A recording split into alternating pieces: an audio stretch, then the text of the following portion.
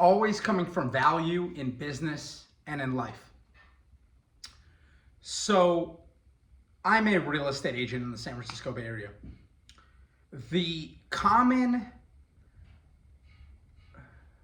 view of real estate agents is that they are essentially people who open doors, who write offers on contracts, and little else. When they sell a home, they're people who put a sign in the yard, who point out where the kitchen is and where the living room is. And it feels like real estate agents are shown in the media, like in movies, as essentially glorified car salesmen. And so that's kind of the reputation oftentimes that you have as a real estate agent. And when people are newer to the process of buying or selling a home, most of the time buying, it feels like there's kind of a lack of respect for what we do. And oftentimes that's well earned, because I think also in potentially lower price point markets, I see this. And also just in general, a lot of people get into this business thinking like, oh, hey, I passed my real estate license exam. Where's my white Benz? Where are my clients? I'm gonna go drive people around, point out some kitchens, point out some living rooms, show people where they can put their barbecue grill in the backyard and earn a bunch of money.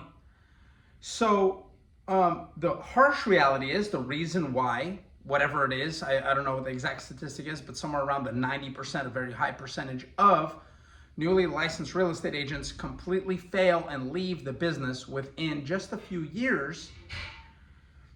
I believe that the primary reason for this is because they fail to recognize that they are more than just a offer writer and house door opener. And the winning agents, those who succeed, those who do the most business, in addition to being effective prospectors and networkers and marketers and lead generators, more than those things, they're advisors, okay? Real estate agents, good real estate agents, top dog real estate agents, people like myself who are in the top of our industry, in the top 1% in the nation, in our area, in our respective areas, we're advisors, okay? Trusted advisors, fiduciaries. And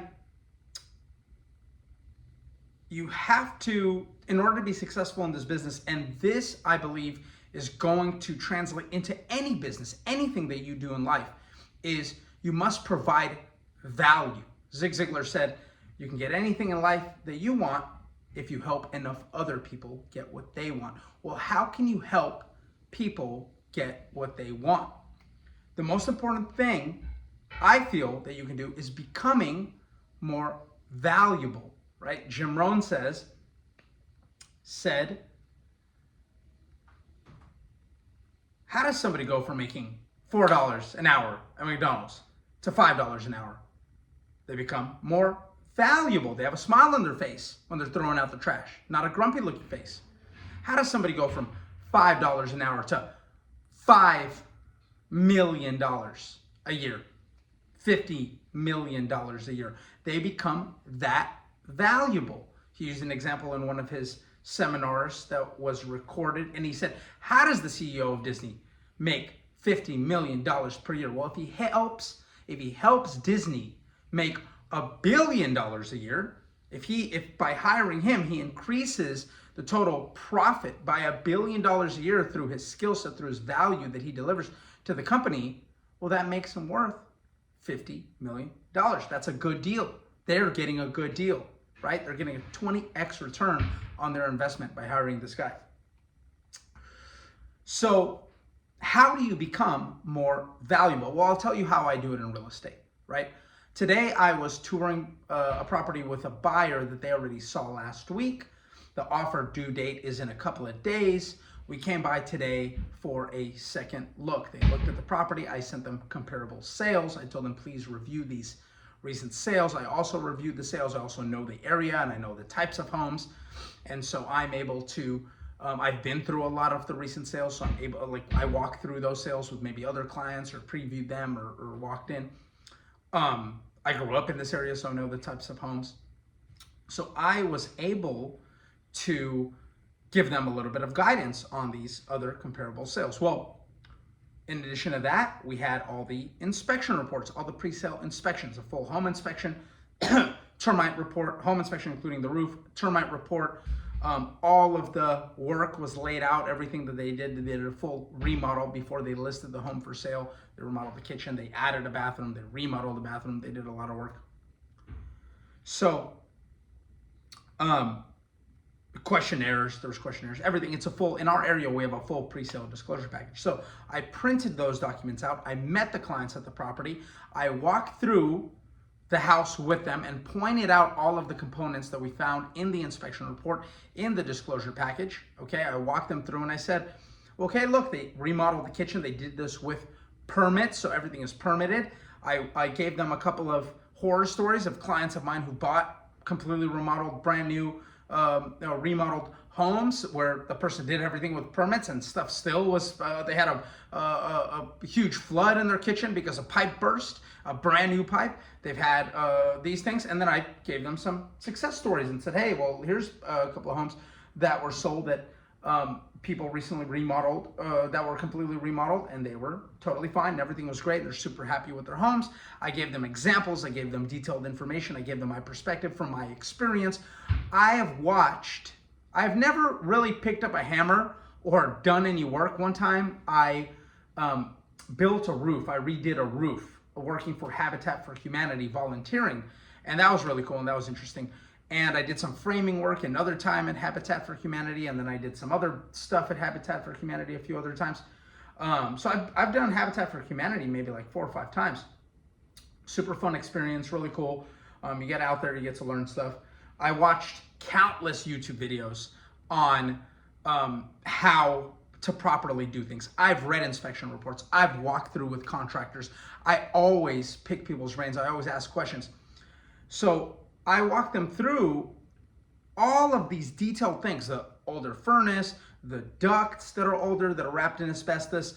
We took a look at the pipes where you can see them, the water pipes and the sewer pipes, the electrical panel, etc., etc. So I walked through every last component of this house in detail with them and gave them my experience. So the value that I came with comes from my experience and my continuous, never-ending pursuit of finding answers to common questions that people have. And those questions primarily when we're in the home buying process is, how much is this going to cost me? And how long is it going to take? Is this safe?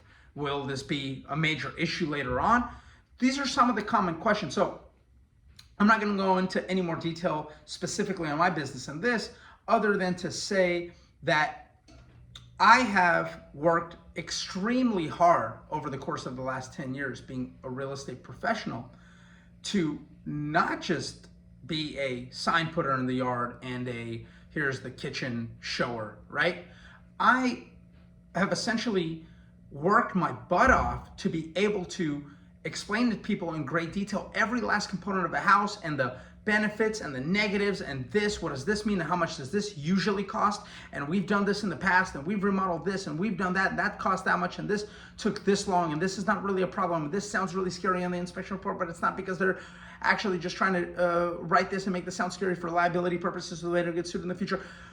So I do all of this detailed work and that allows me to become valuable. Now I've heard real estate agents walk through a house, and I've seen people walk through a house and they don't know anything. They point at like a wall or a window, do you like it? And just stand there like a weirdo, okay? And they don't know anything. And they might get away with a sale here or sale there because the person likes them, right? And that might happen, but they provide no value. They are not an advisor, okay?